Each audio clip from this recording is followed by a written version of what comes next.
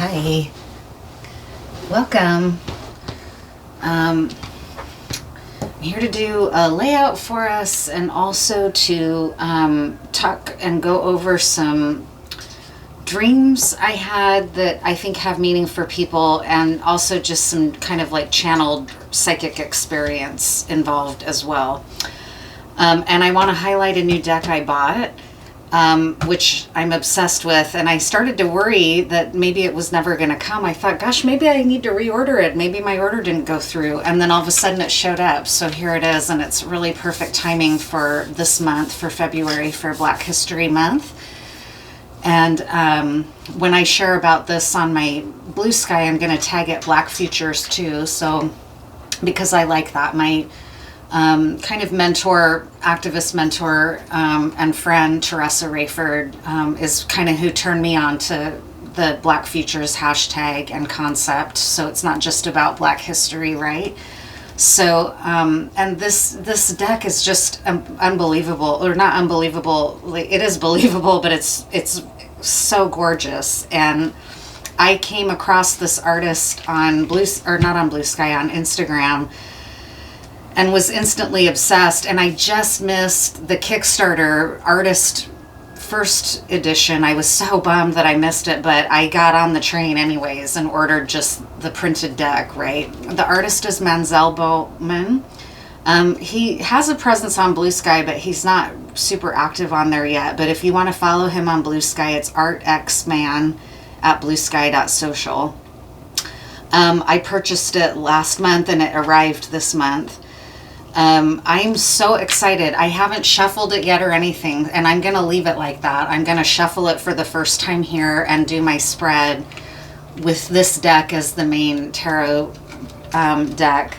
And I really want to highlight it because it's so beautiful. I really recommend. The only way I was able to find buying it, because I missed the Kickstarter, and for a while I was like, shoot, I just am going to be out of luck for a while in terms of being able to get it. But you can order it through Instagram. It just it might take a little bit. It might take a minute to get to you, but it came to me, and I can't wait to use it. The images are really beautiful, and he or they have a really good presence on Instagram. Like, their reels and stuff are really also very artistic and beautiful.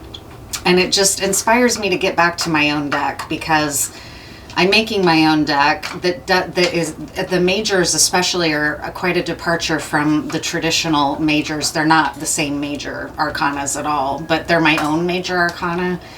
But I'm really excited about it. I kind of stalled out for a while because I kept wanting to collab with somebody on making it, because I would like to make a digital version too, but I don't, I'm not a digital artist really. So anyways, that's kind of a long story, and I don't want to share too much about it because there's a lot of fucking theft out there and people will steal your shit. Although I have to say, I've already taken the steps that I need to protect my work. I'm not going to post any progress images of it anymore, because I started to just clue in, like, don't do that. Someone's going to try to steal this work, because I know it's good work, right? Even in this early stage of development. So, anyways, I can't wait to use this deck. And again, his presence on Instagram or on Blue Sky is artxman. And, yeah, I'm stoked. So happy Black History Month. And then I'm also going to just kind of start now with, I had some dreams that felt really significant, and Angelfish has come through in a reading. It came through in a scrying divination I did through the crystal ball, I think it was. And then they had also shown up in a dream of mine. This is about a month ago now. And then the other night on my dad's birthday, February 16th, my late dad, rest in peace, they were the most vivid they've come through yet. So angelfish really have meaning here, and it's so potent now that I'm going to just say it on the channel as well, that they probably have meaning for more than just me. I was at my friend Mark's house, who is an amazing tattoo artist and did most of my work. Mark Masota, he practices out of Vancouver, Washington. He's award-winning for Black and Gray ink, and I was with him. We go way back. We've been friends for over 20 years now. And I was with him, maybe at his new studio or something, I'm not exactly sure. But he had all these beautiful saltwater tanks. I was like, wow, look at these. I didn't know you were into fish tanks. And, you know, I'm kind of just in awe of these tanks because you can tell they're really beautifully cared for. And one in particular was just angelfish, almost exclusively. And it was really beautiful. And all of the saltwater tanks, it almost started to be like oceanic beyond just the tank. Like as you're gazing into the tank, it became the ocean, basically. Because a lot of the fish were tropical fish, those really vibrant ones, but not, they were too big for a tank, right? So you know what I mean? It was just, now it's not about the tanks anymore, it's just about the fish. But angelfish were very specifically the ones that were being in recognition for me, and so vivid and so beautiful and so colorful that I would remember it and not forget to talk about it. So my bird is back there, really, he's on one. It's not even spring yet, but he's already in nesting season, and he's a little hellion. This is why, in my opinion, my bird is a rescue bird. I didn't buy him. But I think it's important to talk about that, like buying a bird, right? Like how my bird is a solo bird, because they say it's not a good idea to get your bird a mate unless it's already with a mate, because they might not get along, and then you have two captive birds, right, that don't mean anything to one another. But nesting season is super frustrating for him and for me, because he's trying to mate and build a nest and have a baby, and he can't because he's alone. I'm his mate. He's very loyal to me. But he's also really aggressive during mating season, and so he's hard to live with. He shrieks all the time. He is constantly trying to build a nest in there, and it's very loud and obnoxious at times when he's doing it. One time he was trying to build a nest over by this other part of the wall, because he free flies in here. I let him out and he flies around. I don't clip his wings. But I have to watch him constantly because he's like a small child. He's super smart, even though he's only like this big, right? He's extremely intelligent, and he started trying to build a nest in this hole in my wall. That was scary as fuck. I was like, oh my God, I had to get really creative to try to get him out of there without tearing the wall open. And every time this time of year comes around, I dread it, because he's very hard to live with. As much as I love him, he just shrieks. He'll attack me even sometimes if he thinks I'm walking into some kind of danger. That's his way to make me aware that, you know, don't go that way, or I don't like that red thing over there that you're walking by. Like, he just is really on one, because that's natural for him. But he's hard to live with, and it can go on and on. It can sometimes go on for like 3 months, and I'll just be like, he's already getting there, and I'm like, God, already? I feel like we just went through this. So it's really something to think about. Like, I love my bird and I'm committed to him. And I think even if I went to where green cheek conures live in the wild, I think it's probably wouldn't ever be safe for him to go back to a wild flock. He was born in captivity, and he's very long lived, and we're committed to each other. But I just want to say that as like maybe a message out there, like, don't support the bird trade possibly, or they're not meant to be in captivity, right? And you'll hear a lot of bird people say, bullshit, captive birds can be happy, and that's true, but it takes a lot of effort and commitment. You have to be, and I've failed him at times, right? Like, if I'm going through my own shit in my life, just like people can fail their kids, like, if I'm going through my own shit in my life, it's easy to forget about his needs, which are very complex. He's a complex animal. He's really smart. He speaks, he mimics, all of it. He's very emotional. He gets really stressed out if he thinks something is threatening my bond with him. So they're not to be just like, oh, a bird, you know, like, I don't know. Maybe I partly say that to assuage my own guilty complex at times that I have a captive bird, but I just want to say I adopted him from the Humane Society. I didn't go out and buy a new bird that then I was like, fuck, I can't deal with this creature. That's another problem, is that hookbills often get tossed between household and household and household because they're so long-lived and they're complex, and people are not ready to meet their needs more often than not, in my opinion. And so they end up getting rid of it because they feel, and where does that put the bird, right? Just like cats and dogs, there's a lot of people out there that are like, don't, you know, get a cat or a dog if you're just going to have to rehome it in 2 years, right? And even more so with birds. I just want to say that. And now I guess we're talking about captive fish, like in fish tanks. So there might be something there for us to think about. But so anyways, sorry I went on one there. These angelfish were really beautiful, just super beautiful. Then I live on a river, and I was down at the river. I always clean up glass down there because it's been abused as a spot. A lot of people have thrown their bottles in the river there for probably decades. So there's always broken glass to clean up. And then my dad was there with a machine that was designed to like dredge gently to bring up the broken glass that's been buried. And it was like he and I were cooperating in cleaning up the river, and he raised me on a river. I was very lucky to grow up on a river, the Washougal River. Then there was, okay, that's it. That's all from the dream space. I talked about the deck, which is, I'm going to be using here in a second.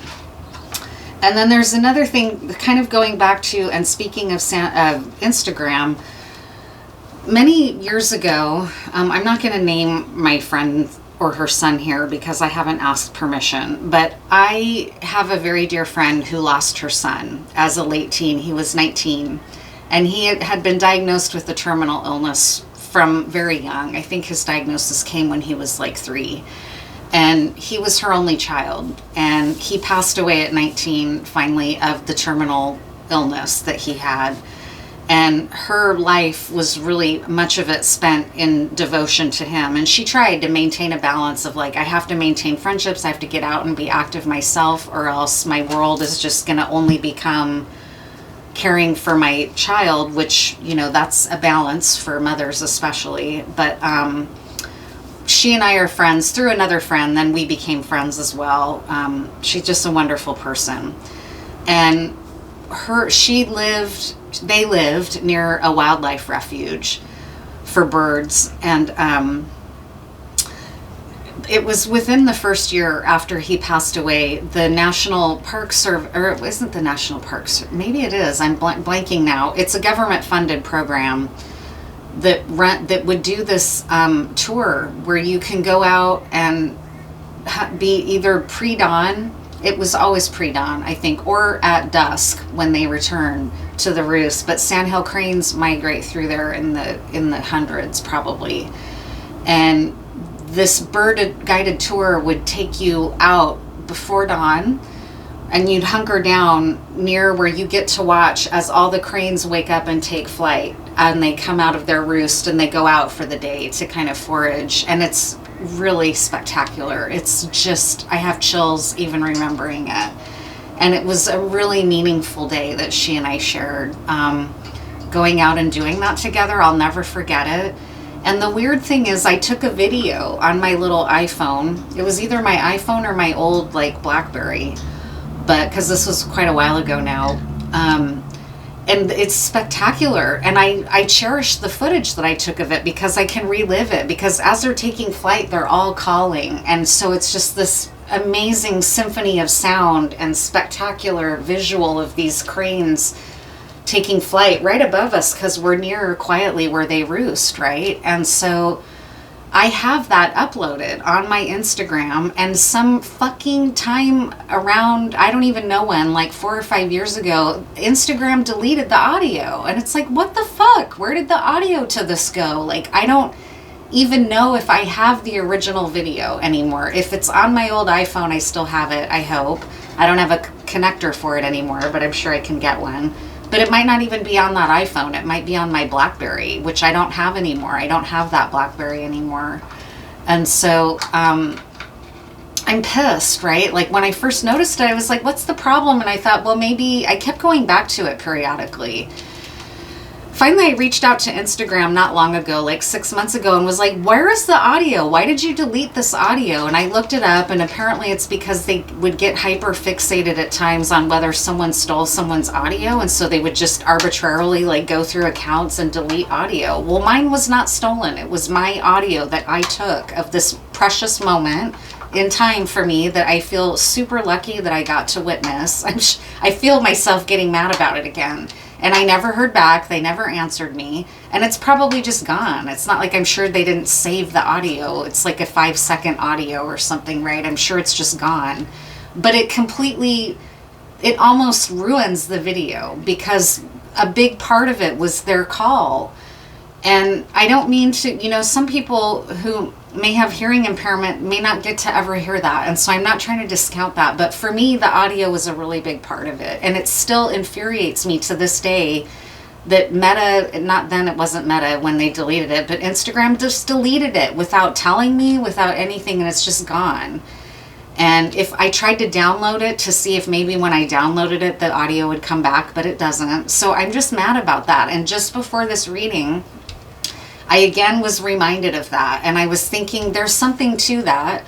There's something about the throat chakra. My last name is Bird, but there's something about that story that has meaning for you, that you maybe feel like there are some powers that be that are trying to quiet you or silence you. And as I was thinking about that and making that connection, this was like a half hour ago, I was just sitting on my couch thinking about that and getting mad about it again, like fucking Instagram, like why did they delete my audio of that video? I'm so upset about it. And maybe it's a message for my channel, right? Like maybe somebody in my collective is having an anguished experience like that, and this symbolism is coming to mind, so I would share it. And right as I was thinking that, these Canada geese flew over really low, like way lower than normal, because I live near the river, and they were calling, honking, right, in the sky. Very beautiful. And I knew then, like, I am supposed to share that story. So you might be feeling like someone's trying to silence you, someone's trying to discourage you, someone's trying to make you doubt yourself, right? Or keep you quiet or tell you to shut up even. It could be really that direct, right? But don't worry about it, because then the next thing that came through is the song from Fame, Irene Cara, What a Feeling, I love that song, right? It's so uplifting. And I woke up with that song in my head, which is unusual. I haven't heard it in a long time. But go listen to it, because you might need to be uplifted, and that might feel like that you're feeling silenced or doubting yourself, or you've got a bunch of haters around you that are trying to get you to shut up or stop standing up for yourself or stop being your creative, beautiful sandhill crane self, right? And then these Canada geese who are notorious for getting pissed, it's like, no, they called and were honking right as I had that memory. So it's like, don't shut up, speak your truth, sing your song, right? And then that song came flooding through again, which was like 2 hours later. And it's so uplifting and I love it. And I was grooving to it. As soon as I woke up thinking of it, I was like, take your passion, make it happen. Right? It's so good. Pictures come alive. You can dance right through your life. It's so good. And the synth is really good in it. It's just an awesome, uplifting song. And that was a great movie in its day, right? It still is, probably. I haven't seen it in forever. But, oh man, I have chills even just thinking about that song. And her voice just rings through really true in that song. So you got this, like you can do this, whatever you're trying to do or feeling like there's shit in your way or obstacles or evil eye or haters or whatever it is, takers, right? Just fuck them. You can make it happen, and you are making it happen. And just listen to that song and know that that's true. Maybe that's what I did, and it felt really good. And then it reminded me of just myself and how I'm not really that good of a dancer, and dance is a big part of Fame, right? And so not just music, it's performing arts, right? And I've never been a very good dancer. In fact, when I had to take dance for my performing arts program in college, I tried to get out of it because I felt really awkward. I can if I have a buzz on at the club, I can get a good groove going, but otherwise I feel kind of awkward and not very good. It's a lack of belief in myself. It's like a lack of being able to let go and just feel the rhythm and be with it instead of being preoccupied with how I look. And what always comes to mind for me about that is Jamie Lee Curtis in True Lies. When she goes to that hotel room and Arnold Schwarzenegger is tricking her, And she's trying to show up like a spy and be this sexy spy for this man that wants her to dance for him. And when she first starts, she's all awkward, like she can't. That's me. Like if I was ever trying to dance for my man, that's how I would feel, right? So it's, I don't know what, there's something about that too. That's like, even if you feel stupid or like a dork or whatever, it's okay, because once she surrenders to it in that scene, she ends up being a badass, right? She's Jamie Lee Curtis. She's got the body, she's got the moves, right? She just doesn't believe it at first. It's not her. It's not her identity initially. She's kind of like this more meek acting housewife in the beginning of the movie, right? Who feels awkward, like, I don't know how to do this. I don't know how to dance. I'm not a pole dancer. But she finds her groove, and then she's owns it totally. So there's something about that too. And that is about that song. Again, it's coming through. So now what I'll do is just go ahead and do this layout. Like, what do we need to know? What do we need to know right now? What's important for us to know? And again, this is my very first, I haven't even shuffled this deck yet. So I'm celebrating this deck and celebrating Black Futures, Black History Month.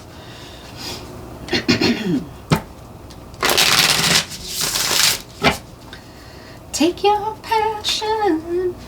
I can't even sing like I used to, right? But it's like, fuck it, I'll still sing on my channel. Who cares? Like, I don't do my vocal exercises anymore, really. I used to be a really good singer, and I had a really top soprano range, but I smoked for years, and, you know, I feel awkward even on here sometimes, and know that I can. In fact, one time I just mangled a song karaoke, and it really shook my confidence, because it wasn't a song meant for me to sing, and I should have known that. But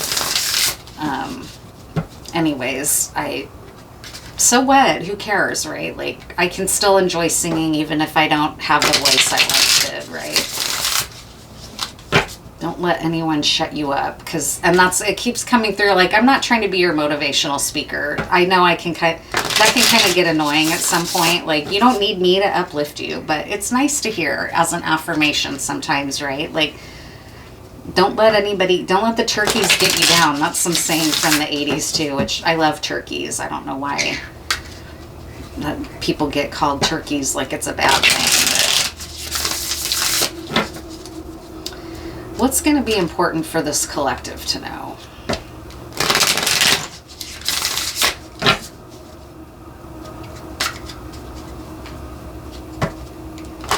Thank you to Mansell Bowman for creating this beautiful, beautiful deck. I love the images. They're very futuristic, but they harken way into the past, the origins of man, right? And which is in Africa.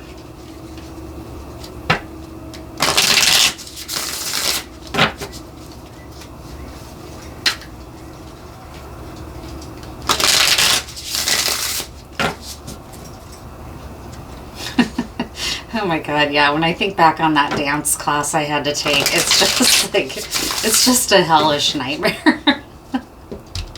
Yeah.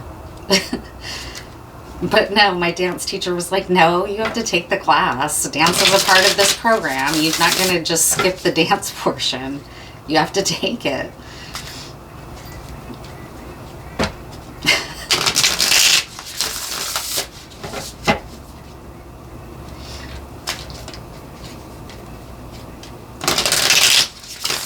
What's something that we should know about, either creatively, or what's something maybe uplifting for us to know? What's coming for us? That's maybe a good question. What's coming for us in the near future? What do we need to know?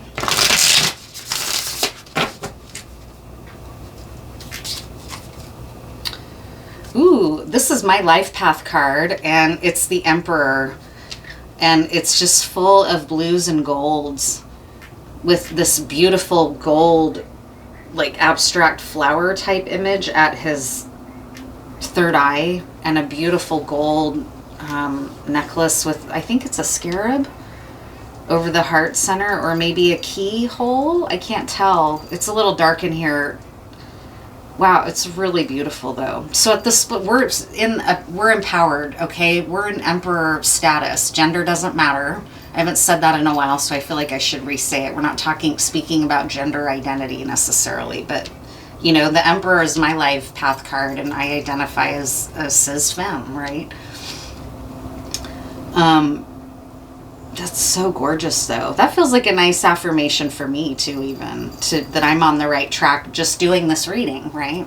The Emperor. Oh, and I wanted to talk a little bit about too. Speaking of birds, I have this little dove here, and then for my Palo Santo this morning, I'm using a vintage ashtray from Portland, from an old hotel that burned down. It's not there anymore, but it was called the Thunderbird Hotel, and the Thunderbird is a sacred bird in Turtle Island, and it's my understanding and belief that the Thunderbird is the California condor, and the California condor used to have a range way across the U.S., way across North America, Turtle Island, and now it almost went extinct, and people have done heroic efforts to bring it back, but lead is still a real threat to it. Lead poisoning in particular. They need to ban lead bullets. And in fact, a juvenile bald eagle was just rescued that was flightless and in distress in Portland, and I wondered like if it somehow consumed something that had lead in it, or else rat poison, because people use rat poisons, and then birds of prey will eat a rat that's already been poisoned and get poisoned themselves. So we shouldn't be using rat poison either, right? Birds are really coming through, so I honor it. My last name means bird, right? I love birds.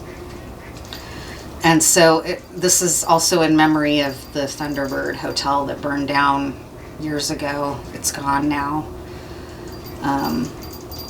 But the abstractions of the Thunderbird in Pacific Northwest indigenous culture are very, very beautiful, really beautiful imagery. And so I'm honoring the Thunderbird here as well. I didn't want to forget that because I specifically used this ashtray on purpose. Okay, gosh, I feel like I'm all over the place. Sorry.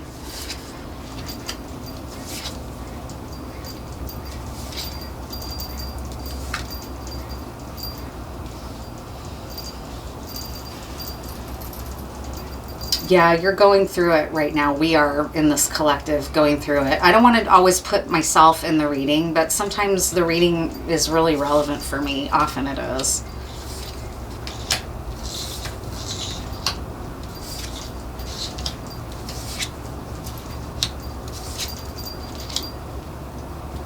Okay, so the two majors here are the Wheel of Fortune and Judgment. So there's something really major going on for you, and that might be why you're feeling blocked and thwarted, is because you have people around you that are trying to prevent it or that don't like it. Oh God, what am I doing? See what I mean? Like I almost burned my fucking arm trying to just grab my coffee. And that it can look like stuff like that. Like the other day I broke a glass, and that's unusual. And then I stubbed my fucking toe, and then I dropped a roll of toilet paper in the toilet bowl, right? Like shit like that can feel like, is this coincidence, or do I have like a little brownie spirit in here that's fucking with me? And that can be done through evil eye and through sending you chaos energy. People might literally, you might feel or wonder, is someone really fucking with me, right? And it's kind of coming up here in this layout. And so what's important for you to know, though, is that your Wheel of Fortune, your destiny, is here, and it's a judgment day for these other people. So it's important to know that. This is coming through really strongly, and I'm not normally, I get worried about doing that kind of reading for whatever reason, but I'm going to stop worrying about that because I channel this kind of stuff a lot, and I am learning to trust it and not try to shut it down because I'm afraid of how it sounds, right? Because it's real. People live in that world. The other really interesting thing is that in the cornerstone card is the Nine of Wands. Right next to it is the Six of Swords. And what's also coming through really, really strongly is If 6 Was 9 from Axis Bold as Love, which is a Jimi Hendrix song. It's one of my favorite songs by him, and that's one of my favorite albums. So again, happy Black History Month. Thank you to Jimi Hendrix. Jimi Hendrix was from my region. He was from Seattle. He was also, I think a lot of people don't know this about him, but he was a paratrooper, I believe, in the Army before he was just making music, right? In fact, I think he was trained as a paratrooper to jump out of planes, right? And I remember one time on a 4th of July celebration where I live in Vancouver, they used to do a really huge fireworks display on the 4th, and they played Jimi Hendrix, and then had some paratroopers jump out of a plane, and they had these purple smoke bombs like on their boots, and so there was like, maybe they were playing Purple Haze, I don't know, but that was kind of I remember getting goosebumps. And I'm not like pro US, I'm not against military people, but our military machine is a genocidal machine, right? I just have to say it. It's complicated, right? I love and care about veterans. I'm not trying to shit talk veterans by any means. So 6 and 9, if 6 turned out to be 9, that song might have meaning for you, right? So in the cornerstone, the 9 of Wands. So you're feeling battle weary. That is this energy we're talking about. Like, why is everything getting in my way? Why are these people trying to stop me? What do they fucking care what I do with my own life, right? And that's in that song. Like, I'm the one that has to live my life. You go fucking live your life, right? Like, get out of my energy. Stop fucking with me and focus on you. If 6 turned out to be 9, I don't mind, right? Like, there's a lot maybe to that song for you. You're trying to move to calmer waters and stop the whole madness, right? With this 2 of Swords energy. You're trying to move into a calmer place. You would like things to calm out a little bit. And here's this young person in front of a ziggurat, which is a type of construction that is like a pyramid from the Middle East, right? And these pillars are being struck by lightning. So this young person is trying to move, and young can mean young in the process, right? Like trying to move to someplace calmer, looking at the chaos, right? And trying to, maybe he's just left and walked away from this right before the lightning struck, and he's trying to move away. He or they, whatever, right? You're really feeling betrayed here with this 10 of Swords. You're trying to surrender. You're exhausted. You might be feeling like maybe I should give up, right? This is the facts position. So you might be feeling like it's the odds or the people or whatever it is, the powers that be pushing against me are too great. I'm going to give up. And this is a traditional image of the 10 of Swords, right? With his take on it. Feeling betrayed, stabbed in the back, right? It can also, for me as a reader, the 10 of Swords often means something beautiful, like surrendering to healing or surrendering my will. I've had it before around acupuncture and Reiki, right? So sometimes it can take on a nice meaning like that it's the wisdom to know when to lay down your sword and when to get back up and fight, right? You're very battle weary right now. You might be feeling like, why did they delete that audio, right? Like, why did my fucking bank account get hacked, right? It can look anything like this, okay? But there's some kind of message, again, it just keeps coming through. If 6 was 9, or in that album, Axe as Bold as Love, right? There's something really powerful coming through here about that. You feel vulnerable to the swords coming at you. You feel vulnerable to a Knight of Swords. This might actually represent an enemy to you, like somebody that you're perceiving as an enemy or trying to interfere or bringing you bad news after bad news, hard communication after hard communication. A Knight of Swords isn't always bad though, right? Like this Knight is speaking truth here. It's truth, though, that for whatever reason you feel like it's making you vulnerable. And maybe it's just telling you truths that you need to hear but that you don't want to hear. This reading is confirming, like, I could be that in this role, right? Like, I'm speaking the truth about the bullshit that you're facing. It's not easy to acknowledge, like I just said. Sometimes I feel weird engaging this kind of material, but I've had to realize, like, it's coming through for a reason. Stop questioning it and just read it, right?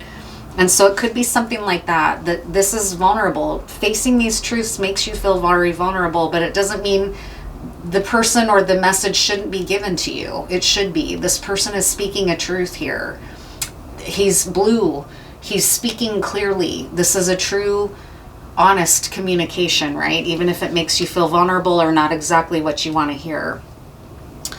The very heart of it is your sovereignty and your ability to be independent and self-contained, like sovereign, right? Like you're sovereign on your own. You don't need somebody else. You don't need your business partner that's stealing from you or whatever. You don't need your toxic partner that is making you think that you're never going to make it without them. It could look a number of ways, right? The very heart of it is that you're trying to become self-possessed and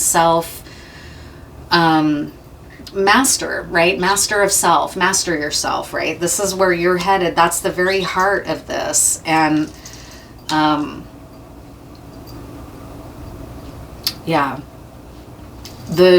what you is your strength is that it's a judgment day. Like they're not going to do this. And in fact, like here we had 9 and 6.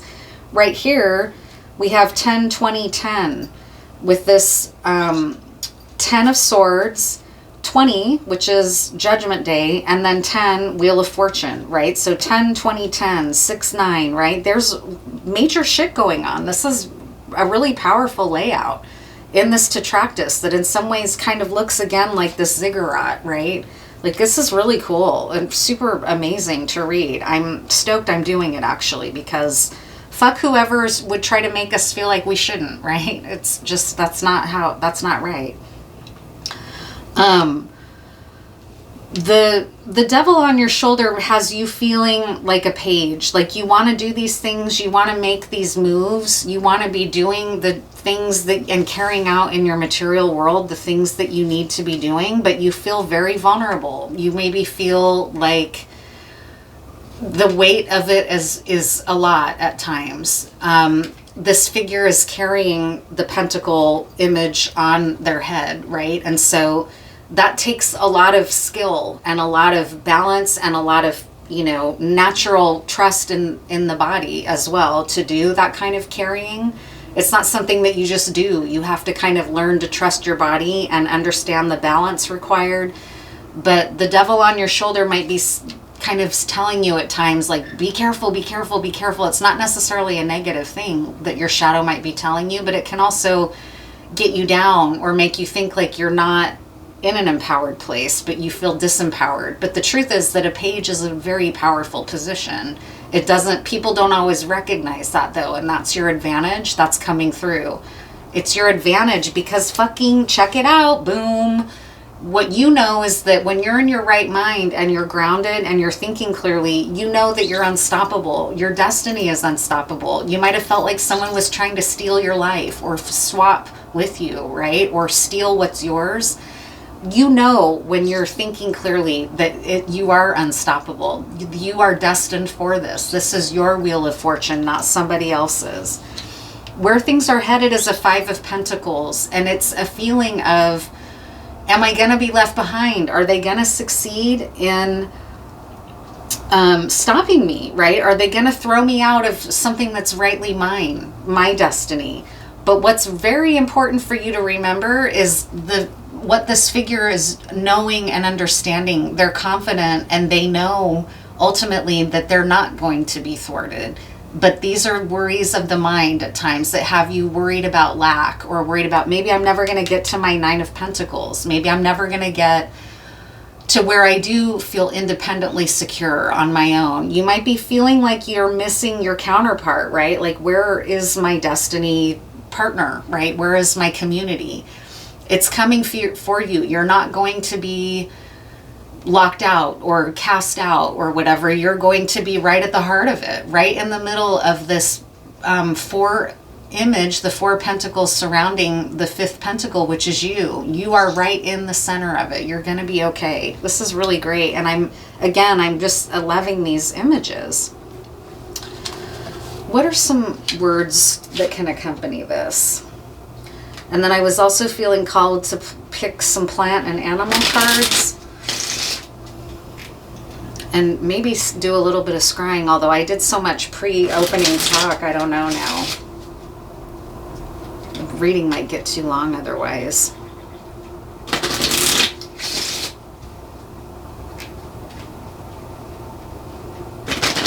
What are some words you need to know about this whole thing? I'm not going to zero in on clarifying any cards because this is a very clear layout. There's nothing to me that's like, huh? What does that mean? It's like raging through the message really powerfully. What are some words that can go with this? Are you receiving the same level of devotion that you offer? So that's something to keep in mind. Maybe as you head towards this Five of Pentacles energy where you start feeling worried, am I going to be left out? Well, what about you? Are you getting back what you should be getting? Maybe it's to let go of your worries about the others involved and focus on, I need to make sure I'm being treated fairly. Like this could be a creative project. Like, is somebody going to jack my ideas and then run off with them and I'll be left behind? I started having that worry about my own artwork, right? And then I was like, well, what am I doing? Am I putting in the effort that I need to protect it? Are you doing the work to protect yourself, or are you feeling so exhausted that you're not sure how? This is a good question to be asking. Are you receiving the same level of devotion that you're offering the world? Show up in boots, ruin a black tie affair, friends in low places. That's from a Garth Brooks lyric. And it's really fitting here. Like, you have nothing to fear. You have your boots. You know how to kick ass when you need to, right? Show up in boots, ruin a black tie affair. You've got friends in low places too. These other people think they can get down and fuck you over. Well, guess what? You've got your own pair of boots and you can do just as much ass kicking as they can. Accept, embrace, and love your heartbreak, love your pain. So it's okay to acknowledge how tired you are. And in fact, if you pretend like you're not tired and you try to force through that, that can be where you make mistakes strategically. So it's okay to accept that you feel fearful. And even from me trying to be like, you got this, you got this. Well, you might be being like, no, I don't, bitch. Or whatever, right? I don't know where that came from. But, it's important. It's an important part of the process. Like this Knight of Swords, right? Face the truth about things. Face that you may have come really close. You might have caught wind of some stuff just in time and you feel behind the eight ball, but this isn't saying you can't recover. You can and you will, especially if you maintain your strategy. It's your destiny. It's not gonna be stolen from you. That's coming through here really clearly. It's a judgment day. It could have been your judgment day too, though, a little bit, where you woke up and were like, fuck, I'm surrounded by thieves. And you had to get serious about it. And you're tired and freaked out at points, right? So it's okay to acknowledge that. Acknowledge that you're tired. Take a rest. Face the hard truths. Cry, right? Fighting for justice is the heart of the matter. So it's about justice for you. And here's a judgment day, but you're not the one that's going to carry out justice. You know, there's other things in place that can help you, like patent and trademark, like copyright, like going over legal contracts with an attorney. Oops. See, someone's trying to intervene, you know. I just put out my own candle on accident. So it's important not to go overboard. You want to rest when you need to. It's like a great illustration of that. And be smart, slow down. I know it can feel like, well, how do I can't afford an attorney, but there's legal aid, right? There's free legal clinics that pop up all over the state to help people if, like, let's say you have a criminal background, or you need an expungement, or you need someone to file a restraining order. Filing for copyright is pretty cheap. You can have your work copywritten for pretty cheap, right? Patent and trademark is not so cheap always, but you still can make it happen, right? You got to figure it out, is what it's saying. It's a matter of justice. Inject chaos into the situation. Dragon energy is needed to end stagnation. Just like it said to show up in boots and ruin a black tie affair. So what's an animal that can help you? Yeah, I don't think I'm going to do any scrying. I might do some tiles though. I feel like this is already going on too long and most of the message has already come through. What's an animal spirit that can kind of be wise to emulate right now to help you through this tired spot that you're in?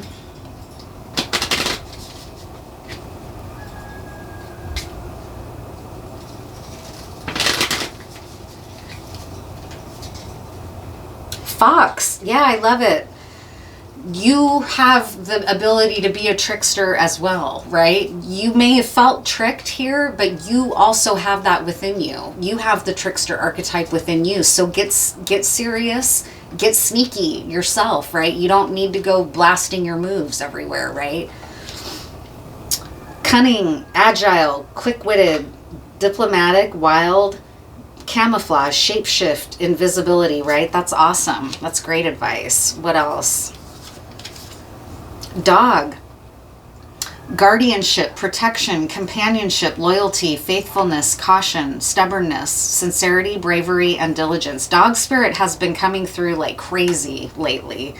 And here it is yet again, right? And again, fox is sort of another canine, so there's something to that. And then I already saw, and I'm going to pull tiger, willpower, persistence, choice, passion, determination, self-confidence, charisma, masterfulness, and focus. I would channel all of those animals and read about them, know the archetype exists within you, and allow those animal spirits to help you through this process.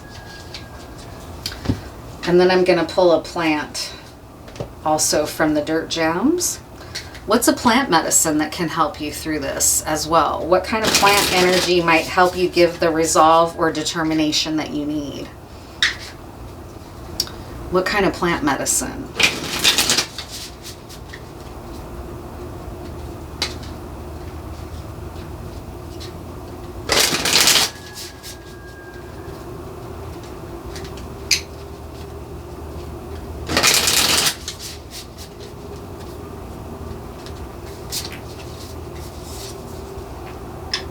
Marshmallow. I love it. So very slippery. It's a watery, lubricating plant. But I'm going to read the description too, because they write really good descriptions for their cards. Card 61.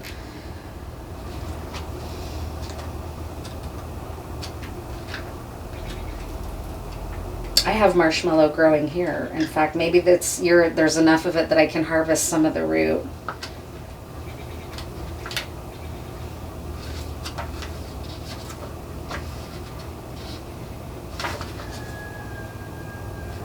Where's the page? There it is. And it recognizes that watery marsh, right? Marshmallow. It's got the water element to it. It's a water-based plant. The slip and slide. Althea officinalis. Like a gentle spring rain storm, our slippery friend Marshmallow, that strikes me as kind of fox-like as well, helps us glisten and shine, spreading softness everywhere they pass through. They unwind our clenched tension and grease our places of friction. Marshmallow is an opener, a softener, a sweetener, a listener, a gentle and consensual agreeer, an ally in finding the right time to say yes. Marshmallow is mucilaginous, that's the word I was looking for, and emollient, meaning they have lubricating and moistening compounds that soothe, cool, and wet your mucous membranes and sensitive tissues both inside and out. They bring down inflammation and irritation and navigate on a cellular level when those bodily responses are helpful and when they are not. Marshmallow can help create lasting change in inflammatory patterns and also immediate relief. Marshmallow is a dip in cool water on a hot day. Oh my God, and that reminds me of the cool water of Ifa. I've been reading a book by Dr. Ayele Kumare about Ifa, and cool water, right, is a big part of that. Marshmallow is a dip in cool water on a hot day. Marshmallow is the soothing honey in your tea for a sore throat. Marshmallow is the slippery glide of a boat on a calm day. Marshmallow is the friend who gently holds the center of your back while you float in a lake, who cradles your head when you are lying in a field, who warms the breeze, oh, I have goosebumps, who warms the breeze at your neck and softly whispers sweet nothings, who tucks you in a pile of pillows and reads you stories until you sleep. Marshmallow is a reminder of how we must treat ourselves when we can. Marshmallow is a reminder of how we can treat others without tension, without harshness. Marshmallow is a gentle tide swaying you back and forth and back and forth. That is so gorgeous. I love this deck. This is the Dirt Gems deck. So now I am just going to pull some tiles real quick because I feel like it. I just got to grab the bowl here.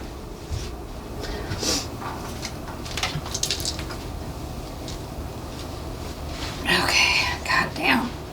I'm not as young as I used to be. I get stiff real easy now. All right, let's see.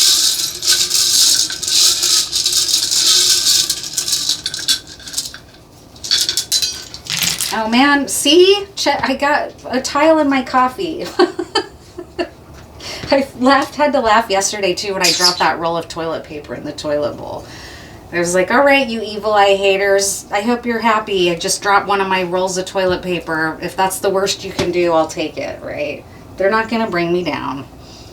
They can't interfere in any kind of meaningful way. E, letter E. So somebody, that might be somebody's first, middle, or last name.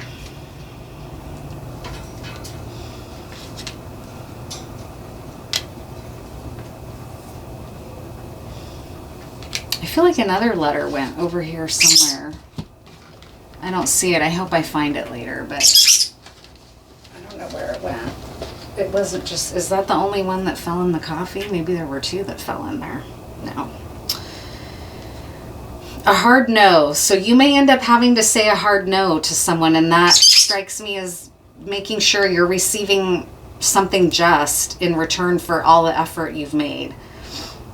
Showing up in boots, ruining a black tie affair, and injecting chaos. It might mean you giving someone a hard no about some situation that you're in. Dig in and do the work. Marshmallow can help cool you out, that cool water that you need to keep you in your character. Making the change. You're trying to make this change. You're really tired and worried that you're not going to make it. You are going to make it. It's your destiny. Nobody can take it from you. Don't look back. Do not look back. You're on the right track towards your destiny. Don't look back. When you have these doubts, don't worry about it, right? Maybe even save this reading so that you don't, so when you're discouraged, you can look back on it. Earl might be somebody here involved. Carl might be. Ella. Elk might have meaning for you.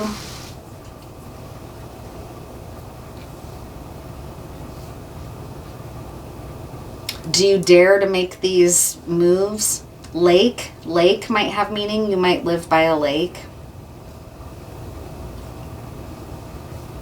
Are you ride or die for this situation? Ride is here. Dire.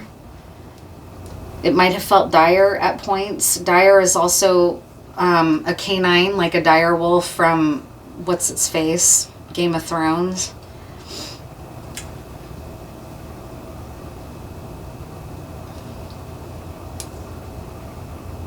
Kari.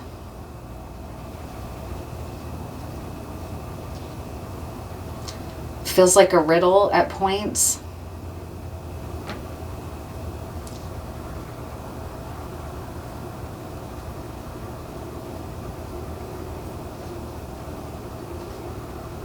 Kale also might be, you might need to eat some greens to rid you of a nutritional deficiency, because rid is here also. I struggle to eat greens during the winter. I eat all kinds during the summer, but I have a hard time remembering to eat my greens in the winter.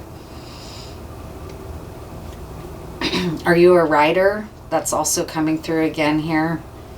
Cal. Dale.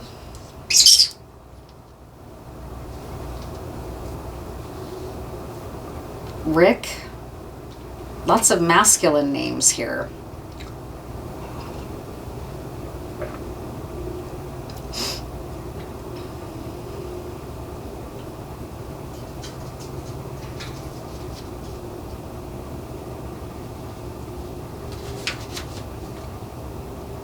Oh, that's Ayele. I was thinking Iyale. It was seeming like Dr. Kumari's name. Dial. You might need to dial someone on the phone for help. Rake.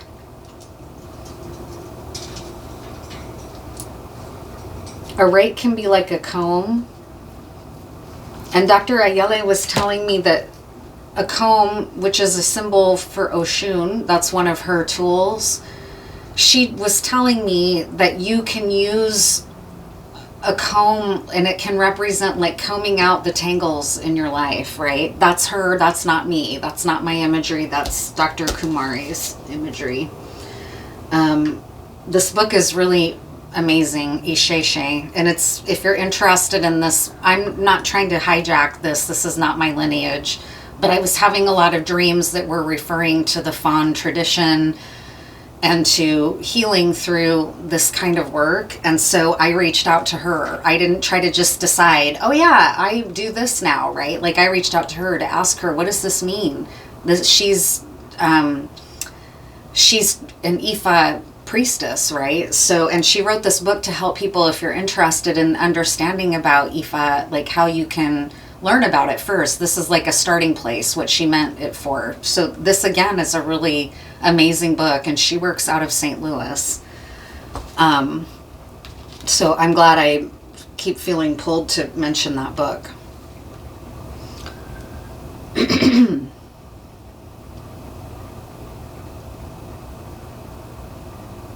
I think that's everything here.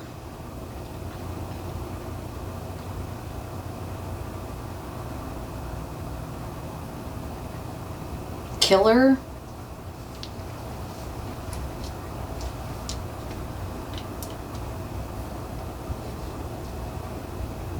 Okay, yeah, that's all. Maybe I'll just pull one more card, because